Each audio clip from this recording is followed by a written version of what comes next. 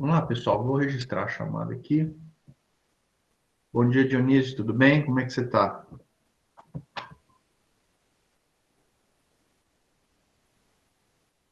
O que você está pensando em fazer aí no final de semana, Dionísio?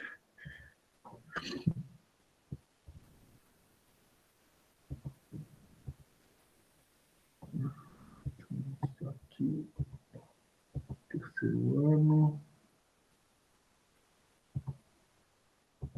terceiro trimestre.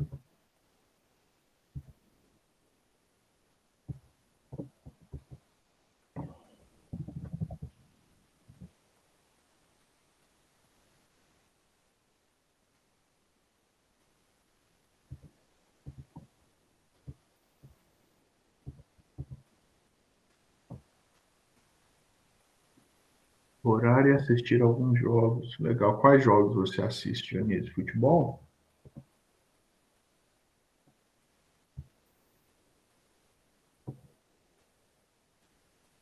Registrando aqui no sistema.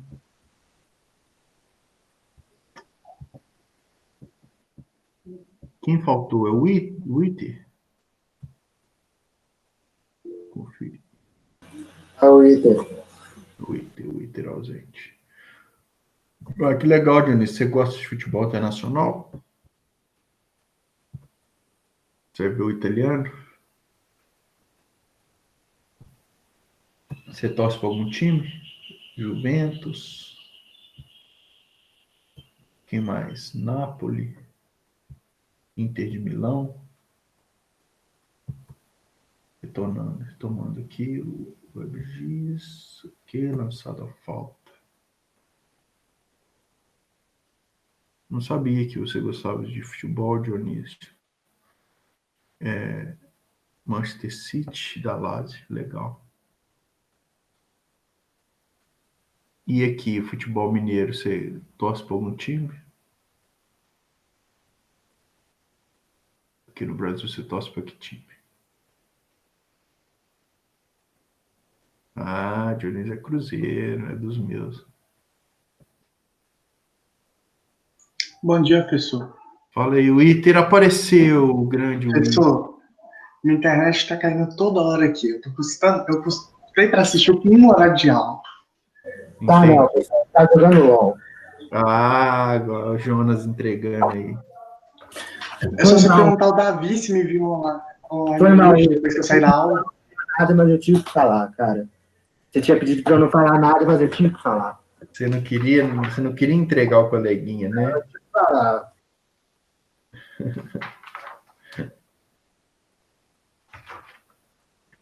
Beleza, pessoal, nós vamos entrar hoje no nosso estudo no módulo 7, no capítulo 7, né? Ou módulo 7, como é nomeado aqui no nosso material, a diversidade cultural e os direitos humanos. Queria que todos localizassem aí o capítulo 7 e aqueles que encontraram me deem um ok no chat para que eu tenha certeza de que vocês... É no livro 1 ainda? Ou Não, não? no 2. Hoje nós inauguramos o 2. Peraí, eu tenho que encontrar ele. Uhum.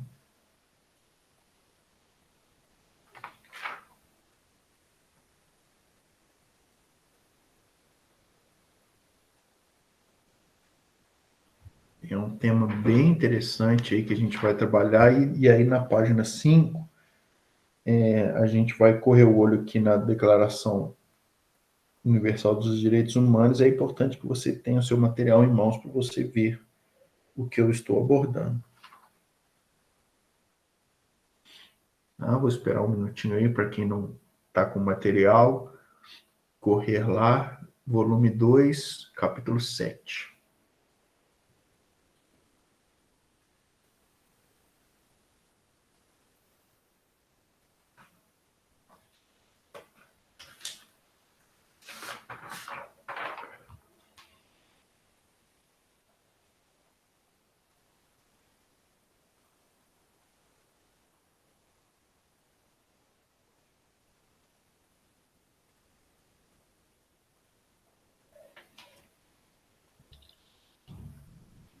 Localizaram aí? Quem localizou, manda um ok no chat, por favor.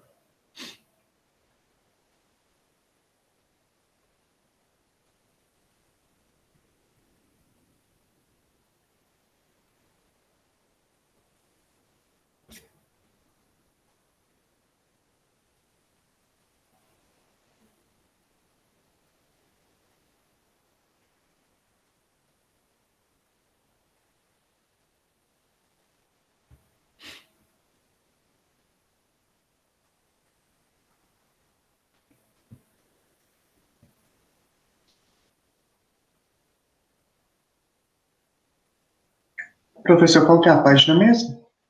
Nós vamos iniciar, né, o módulo 7, então é na página 3.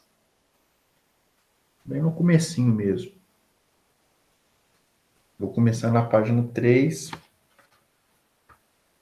O ideal é que pelo menos eu apresente para vocês a página 5, a Declaração Universal de Direitos Humanos.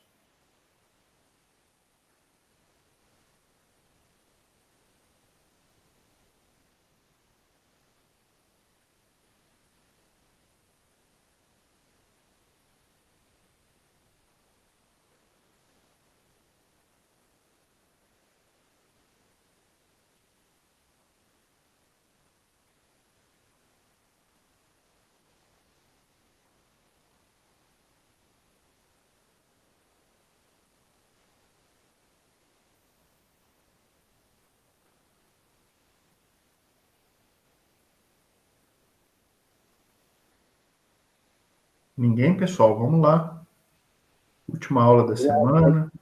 Eu já achei, pessoal. Já achou, Jonas? Quem mais, pessoal? Importante que você tenha o material em mãos.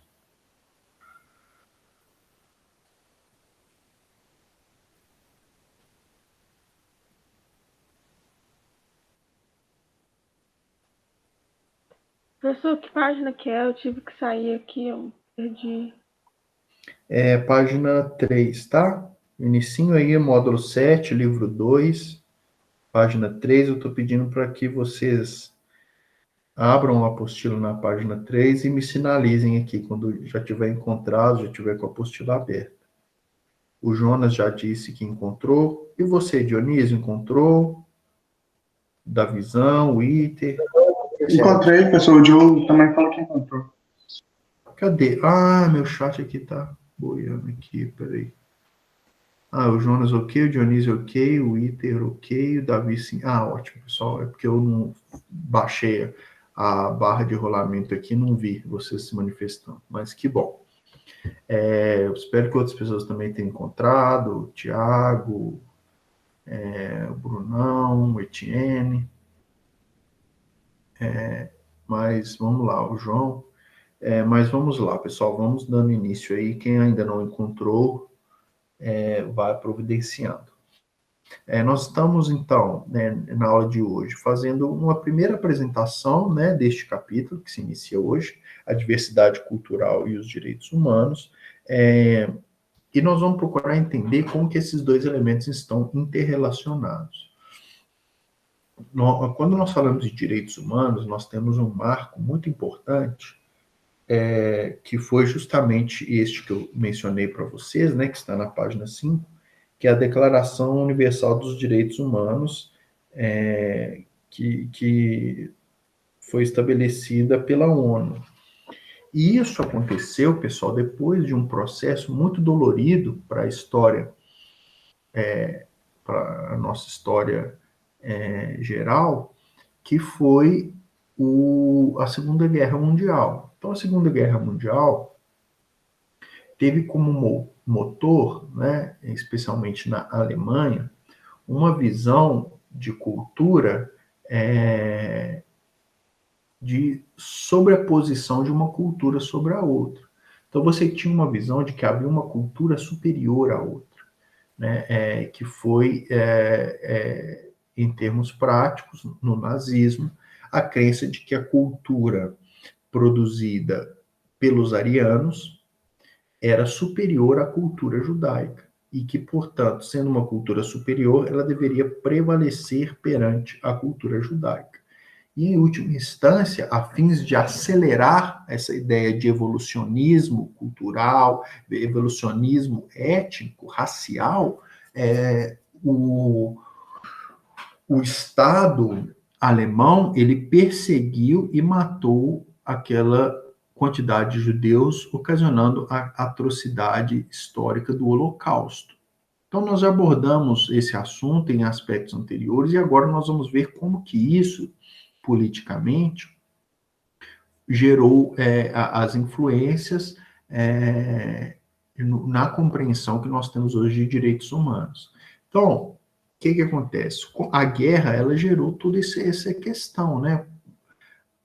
Uma matança, como impor os seus valores, os seus ideais, a sua visão de mundo sobre outras pessoas, e quando isso não ocorre, né, não existe o diálogo entre culturas, o que abre espaço é justamente para guerras, para atrocidades, para subjugação de um povo sobre o outro, e que nós vimos isso muito presente, vamos dizer assim, na guerra como um todo, né, mas especificamente no contexto do nazismo alemão.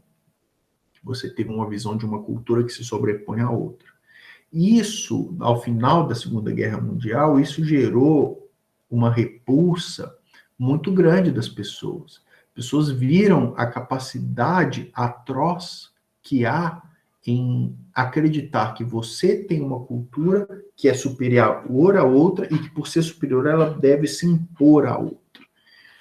Então, quando nós falamos de um cosmopolitismo, nós estamos falando de uma nova perspectiva sobre a cultura, uma perspectiva não de imposição, mas de diálogo, de abertura, de respeito, de tolerância, e que vai fomentar ações, inclusive no âmbito político.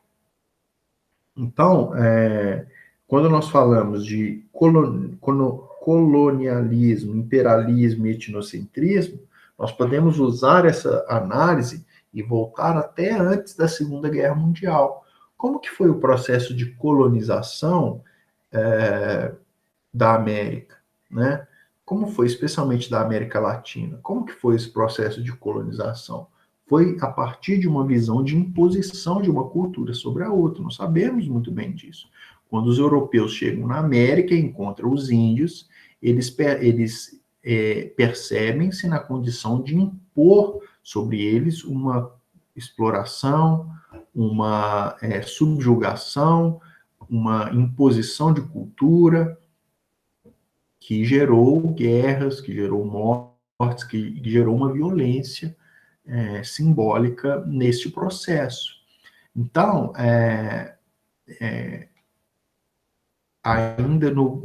agora voltando para a Segunda Guerra Mundial e pós-Segunda Guerra Mundial, nós temos não só o colonialismo, mas nós temos também uma visão do imperialismo. É um imperialismo econômico, as dívidas externas que os países têm, você vê a dívida externa do Brasil, uma dívida praticamente impagável, que a gente só paga os juros, sendo que o Brasil foi um país profundamente explorado nas suas riquezas no período colonial, e você tem essa lógica do colonialismo se perpetuando por meio da globalização e da imposição da cultura de outros países, né? Então, muitas pessoas falam da imposição que a cultura americana exerce no Brasil, com a cultura, com a indústria fonográfica, por exemplo, né? Nós sabemos o tanto que a música brasileira é influenciada pela música americana, né?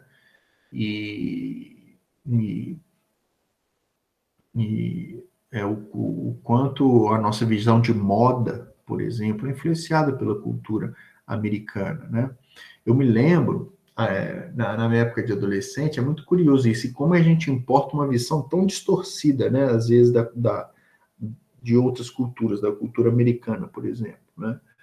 Basta dizer o exemplo do funk. O funk é um estilo musical de origem americana, que tem uma linguagem própria dos Estados Unidos, e que chega no Brasil sendo um modelo de, às vezes, uma visão muito distorcida da realidade, né? Você pega, por exemplo, não sei se vocês se lembram da época do funk ostentação. Vocês lembram disso? Tem uma moda de funk ostentação, de música de ostentação, de falar de carro, e tinha Camaro amarelo para cá, e tinha dinheiro para cá, riqueza para lá, e ostentação nas músicas.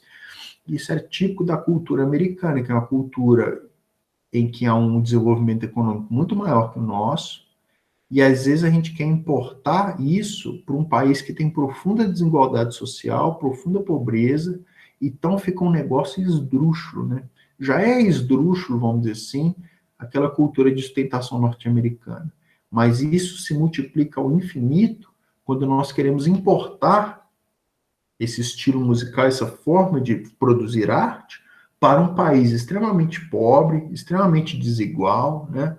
E aí as pessoas se achando o máximo e cantando essas músicas que valorizam o consumismo, né? Então você vê como que há distorções. Eu ia dar o exemplo do seguinte: quando eu fui para os Estados Unidos, eu visitei os Estados Unidos, eu me lembro, né? E existe ainda hoje no Brasil, mas na minha época era muito forte, a cultura do tênis, né? Então, o brasileiro, ele sempre gostou de tênis, né? E especialmente, eu me lembro na minha época, o do Nike Shox. Hoje saiu de moda o Nike Shox, né? Eu sempre gosto de usar esse exemplo, que foi algo muito presente na minha época de ensino médio, inclusive. Então, o nosso sonho era ter o Nike Shox, que na época era um tênis de R$ 500, e que era lindo, e que estava na moda, e que todo mundo usava, né? A gente colocava uma calça jeans com Nike Shox e ia para shows, ia para shopping, passear, e se achava o máximo, né? O auge da moda. E aí é curioso, quando eu fui para os Estados Unidos, e aí eu fui lá, né? Comprei Nike Shox, comecei a usar o Nike Shox, fiquei 3 semanas lá estudando inglês, e aí eu me lembro que numa das aulas eu cheguei lá de Nike Shox e uma caixa de moletom, e aí um colega veio e me perguntou, falou, você gosta de fazer corridas de manhã? Você pratica corrida? Aí eu falei, não, e não entendi a pergunta, né? Eu falei, não faço não.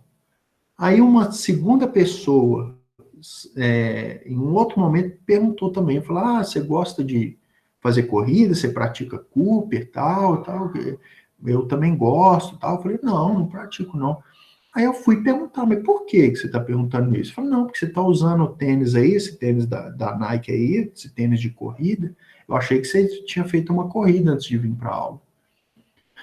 Pessoal, daí eu fui cair a ficha que nos Estados Unidos, aquele tipo de tênis era um tênis típico para fazer corrida, para praticar esporte, para fazer academia. Não era um tênis social para ir para a escola, para poder sair, para passear.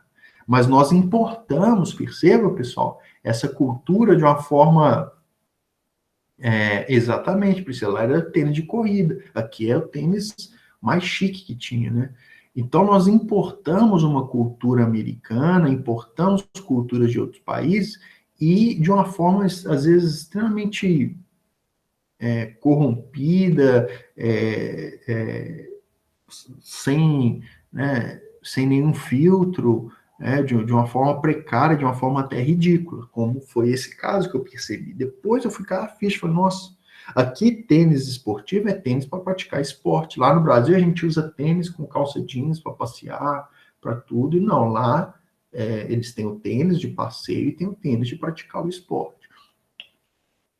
Estou dando um exemplo aqui de como a gente às vezes assimila de forma tão distorcida a cultura. Vou dar um outro exemplo, a chamada música gospel. O gospel americano é um estilo musical extremamente rico, extremamente influente, que surge uma nova musicalidade a partir do gospel. Do gospel que vão surgir vários outros estilos musicais nos Estados Unidos. Então, quando eu falo gospel nos Estados Unidos, está falando de uma cultura musical muito respeitada. E aí você pega a indústria fonográfica brasileira, cria um marketing, né, chama de gospel, as músicas cristãs evangélicas e que são meras reproduções rítmicas dos estilos musicais que estão na moda, não é isso? Então você tem o gospel sertanejo, você tem o gospel funk, você tem o gospel música eletrônica, você tem o gospel pop rock, e a gente chama de gospel, mas no original o gospel americano é um estilo musical próprio, extremamente rico, melodicamente, harmonicamente. Então, por que eu estou usando esses exemplos? Porque quando a gente questiona imperialismo, né, pós-Segunda Guerra Mundial, a gente está falando de toda essa influência cultural que acaba, muitas vezes, prejudicando a cultura própria do nosso país. Vou dar um exemplo banal para vocês. Pessoal, por que quando você vai, por exemplo, nos shoppings do Brasil, né, você vai, né, e você percebe as decorações de Natal? Como que são as decorações de Natal do nosso Brasil? Vamos dar o exemplo do shopping, que é muito clássico, né? Aqueles shoppings gostam de ficar disputando Uma árvore quais no meio, decorações de Natal são mais bonitas. Como que é? uma árvore no meio do shopping, com aqueles enfeites lá, cheio de enfeite com pisca-pisca. Quais enfeites que tem normalmente? É boneco de neve, é ou não é? Geralmente estilo Quem já americano. viu boneco de neve nas decorações de Natal? É aquela árvore cheia de neve, o Papai Noel. Como é que é o Papai Noel, pessoal? Como ele é vestido? Vermelho e branco. Roupa vermelha, com cinto Aquele preto. agasalho todo grosso, não é isso? Um gorro. Pessoal,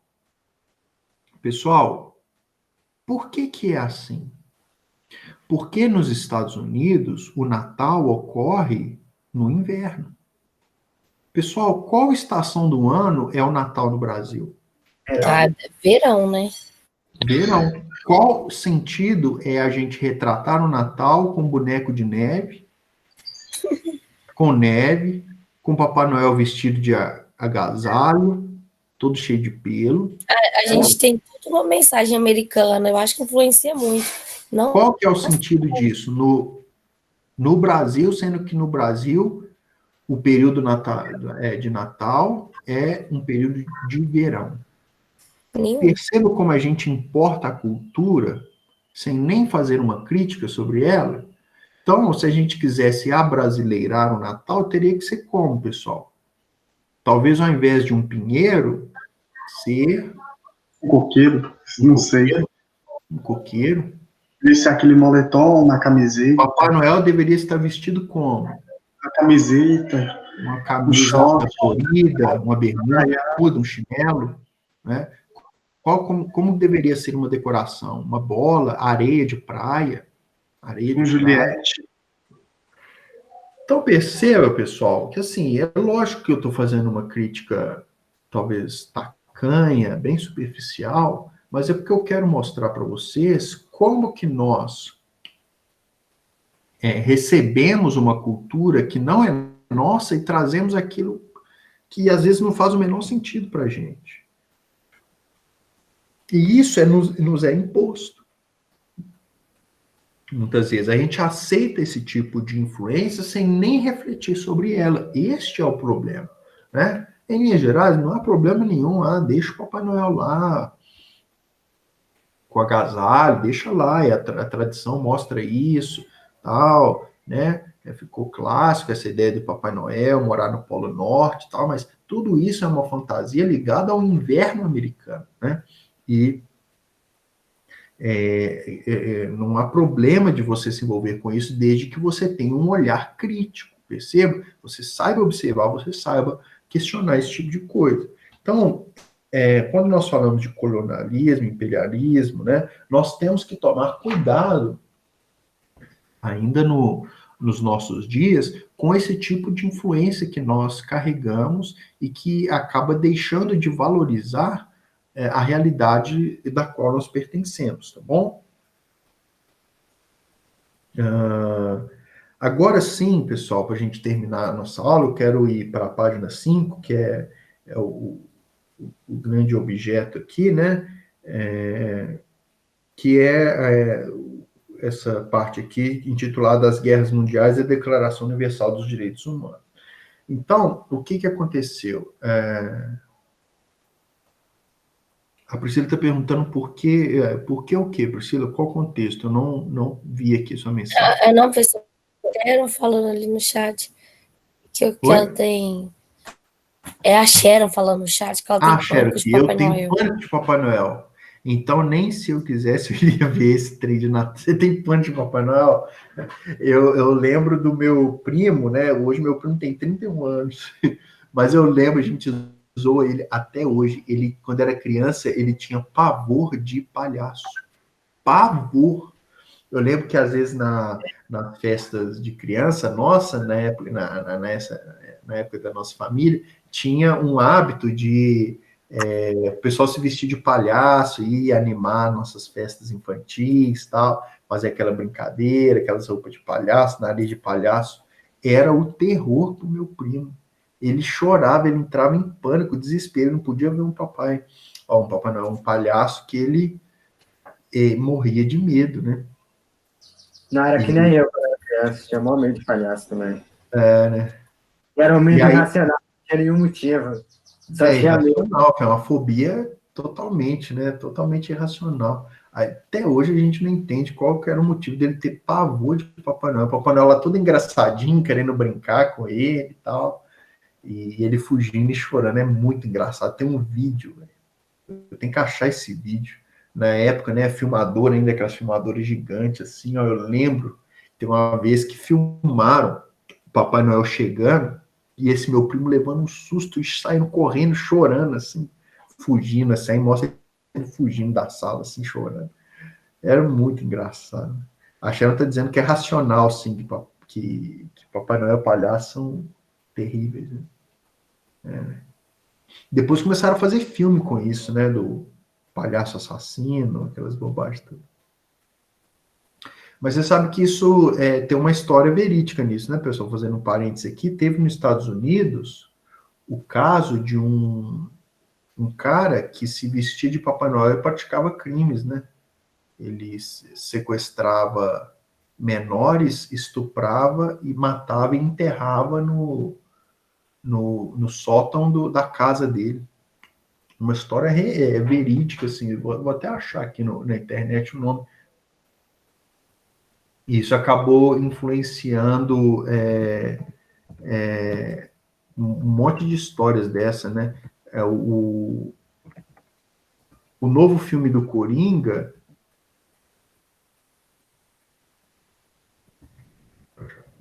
o novo filme do Coringa faz uma referência a esse palhaço, né? Aqui eu achei, é o John Wayne Gacy, conhecido por palhaço, está sendo acusado de tortura.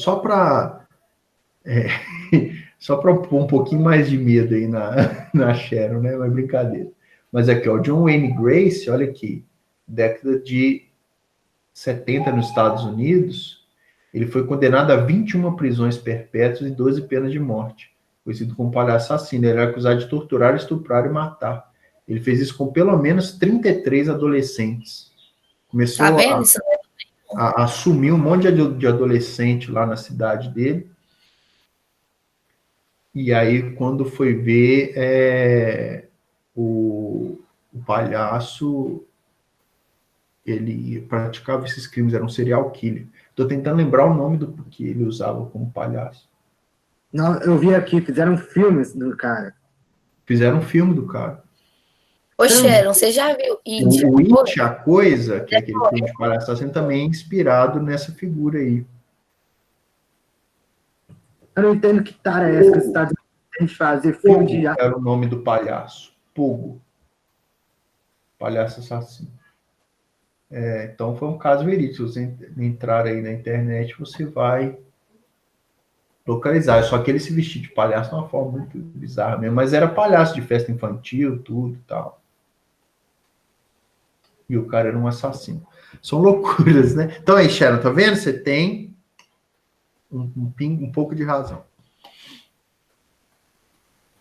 O Davi tinha medo de palhaço. Hoje ele bate nos palhaços. Hoje é os palhaços que têm medo do Davi.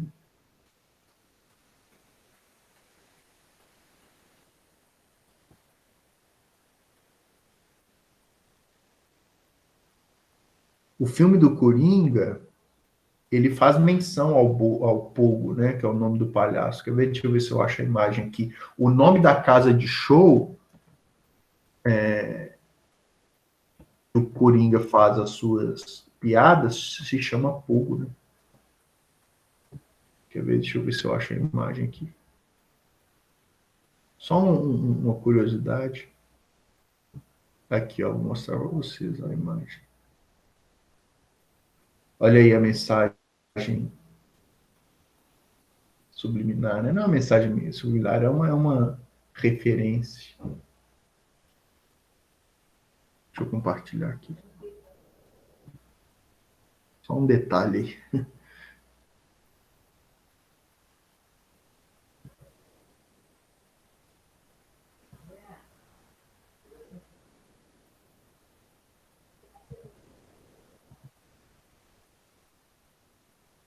Estão vendo, pessoal, a imagem?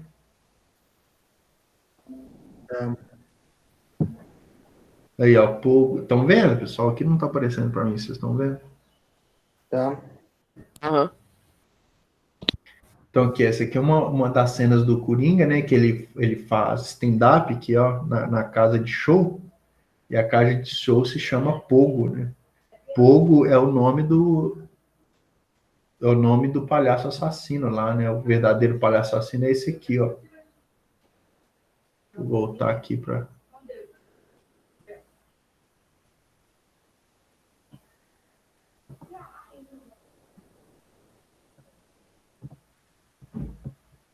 É um baita filme, tá, pessoal? Coringa. Quem não viu, eu recomendo. Com exceção da Sharon, que não tem pavor. Mas aqui, ó, o John Wayne Grace, tá vendo? Foi um serial killer que se vestia de palhaço, né? Cometeu vários crimes. É acusado de assassinar pelo menos 33 adolescentes. Estuprava e assassinava.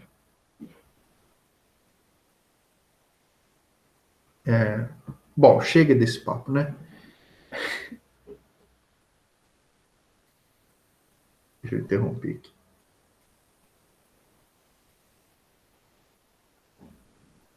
O filme é top. Pessoal, o filme Coringa é um filme de muita abordagem sociológica. Muita abordagem sociológica. Porque o filme te levanta a seguinte questão: até que ponto o Coringa, que é um psicopata, ele não é fruto, aquele personagem não é fruto da realidade social do qual ele viveu. Percebe? Até que ponto a sociedade não produz esse tipo de pessoa? Perceba a crítica? Porque nós vemos que o Coringa, ele era um palhaço mal sucedido, que vivia numa cidade totalmente corrupta, totalmente desigual, em que os políticos não valorizavam as camadas mais pobres, né? Nós temos isso quando ele é cortado a verba da assistente social que acompanhava o Coringa de vez em quando, né? E aí é interrompido o medicamento que ele tomava, é interrompido o acompanhamento da assistência social, e a partir daquilo ali ocorrem vários gatilhos, né? Ele vive uma condição miserável como palhaço de profissão, ele não dá certo na vida, ele tem uma mãe doente, eles vivem num estado de muita pobreza, ele sofre bullying, não é isso? Então, vários fatores sociais ali acabam sendo gatilhos para que aquele personagem, o Arthur, ele se tornasse um vilão, né? Então, há toda uma formação do personagem a partir da influência que aquela sociedade gera, né, das desigualdades, das injustiças, que formam um tipo de caráter que vai se rebelar contra toda a estrutura, né? Então, é um filme de muita análise sociológica, é um filme interessantíssimo, além de ser uma obra-prima, né, de arte. Belíssimo filme. Recomendo que vocês assistam com um olhar crítico, tá bom? Bom, pessoal, então para terminar a aula, a gente faz o que eu propus para vocês. Nós vamos observar os pontos aqui da Declaração Universal dos Direitos Humanos, tá bom? São 30 tópicos, eu quero ler cada um dos tópicos com vocês brevemente, e aí depois nós fechamos a conclusão para o encerramento da nossa aula. Então vamos lá, todos aí com o material em mãos, eu vou efetuar aqui a leitura, página 5, Declaração Universal dos Direitos Humanos. Então, primeiro, todos nós nascemos livres e iguais. Segundo, não discriminar. Terceiro, direito à vida. Quarto, nenhuma escravatura. 5, nenhuma tortura. 6, tu tens direitos, não importa aonde vás. 7, somos todos iguais perante a lei. 8, os direitos humanos são protegidos por lei. 9, nenhuma detenção injusta. 10, o direito a julgamento. 11, estamos sempre inocentes até prova em contrário. 12, o direito à privacidade. 13, liberdade para mover. 14, o direito a asilo. Asilo aqui é asilo político, tá? De você ser resguardado de algum Estado tirânico que tenta impor sobre você alguma força ilegítima. 15, direito a uma nacionalidade. 16, casamento e família. 17, o direito às suas próprias coisas, que é o direito à propriedade, né? 18, liberdade de pensamento. 19, liberdade de expressão. 20, direito de ajuntamento público, ou seja, de você se organizar em assembleias. 21, direito à democracia. 22, segurança social, o direito à aposentadoria. 23, direito dos trabalhadores. 24, direito à diversão, então o lazer aqui incluído, por isso existem praças públicas, eventos públicos de lazer. 25, comida e abrigo para todos. 26, o direito à educação. 27, direito de autor, então direitos autorais, né? 28, um mundo justo e livre. 29, responsabilidade. 30, ninguém pode tirar-lhe os seus direitos humanos, ou seja, eles são inalienáveis. Pessoal, aqui são vários dizeres. O 28 não é uma realidade, é? Eu não diria só 28, não. Eu diria que quase nenhum aqui. Essa é a grande questão que eu quero concluir com vocês. E a Sharon já, inclusive, antecipou o problema. Então, pessoal, uma coisa são essas diretrizes, que é ótimo que tenham mesmo, né? Você tem balizas, você tem apontamentos de como o ser humano deve ser tratado enquanto tal. Só por ser da espécie humana, essa noção de direitos humanos vai dizer que ele tem consigo uma série de direitos, uma série de valores que lhe devem ser atribuídos. Contudo, pessoal, uma coisa é você efetuar essa declaração. Outra coisa é você transformar essa declaração em ações, em atitudes. E aqui é o grande problema, a grande polêmica que nós podemos adentrar aí para concluir a nossa aula. Até que ponto isso de fato é efetivo? Até que ponto essas meras declarações conseguem ser realidade na prática, né? Então, a atividade política, a atividade pública, envolve, em muitos aspectos, fazer valer os direitos sociais, os direitos individuais, os direitos políticos que cada pessoa deve ter dentro do país, né, da sociedade que ele está vinculado. Tá bom, pessoal? Então, dito isso, a gente encerra a nossa aula. Um excelente final de semana para todo mundo, tá?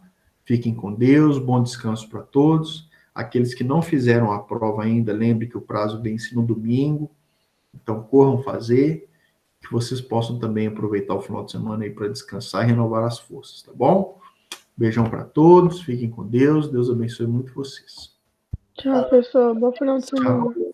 Valeu, Sharon. Tchau. Tchau, Jonas. Tchau, Valeu. Ite, João, Dionísio. Todo mundo aí. Fique com Deus, pessoal. Um abraço. Tchau. Valeu, um abraço.